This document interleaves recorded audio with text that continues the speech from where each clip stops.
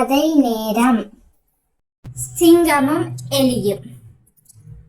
ஓர் அடர்ந்த காட்டில் ஒரு சிங்கம் வாழ்ந்து வந்தது.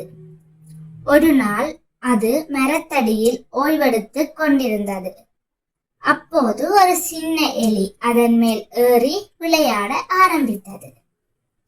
தூங்கிக் கொண்டிருந்த சிங்கத்துக்கு கோபம் வந்தது. அது எலியை பிடித்து, என் தூக்கத்தை கெடுத்த உன்னை நான் இப்போது சாப்பிடப் போகின்றேன் என்று கர்ச்சித்தது. சிறிய எலி பயந்து நடுங்கியது. அது சிங்கத்திடம், அரசாரே, என்னை மன்னித்து விடுங்கள். நீங்கள் பெரியவர், நான் சிறியவர். தயவு செய்து என்னை விட்டு விடுங்கள். ஒரு நாள் நான் உங்களுக்கு உதவக்கூடும் என்று கெஞ்சியது. எலியின் இந்த வார்த்தைகளை கேட்டு சிங்கம் சிரித்தது. நீயா எனக்கு உதவுவது?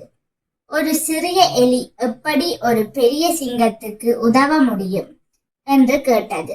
ஆனால் எலியின் கெஞ்சலை கண்டு மனமிறங்கி அதை விடுவித்தது. எலி சிங்கத்திற்கு நன்றி சொல்லிவிட்டு ஓடி போய்விட்டது. சில நாட்கள் கழித்து சிங்கம் வேட்டைக்காரர்களின் வலையில் சிக்கிக் கொண்டது. அது வெளியே வர முடியாமல் கர்ச்சித்துக் கொண்டிருந்தது. சிங்கத்தின் கர்ச்சனை சத்தத்தை கேட்ட எலி அங்கு வந்தது.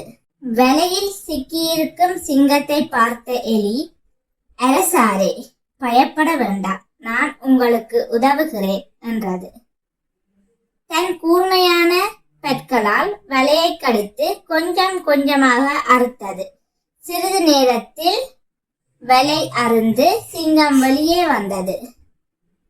அது எலிக்கு நன்றி தெரிவித்தது.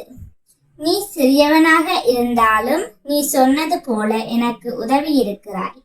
உன்னை சிறியவன் என்று நான் கேலி செய்தது தவறு என்றது சிங்கம். அன்றிலிருந்து சிங்கமும் எலியும் நண்பர்களாயின. நீதி: சிறியவர்களையும் மதிக்க வேண்டும். யார் எப்போது உதவுவார்கள் என்று சொல்ல முடியாது. Thank you. Goodbye.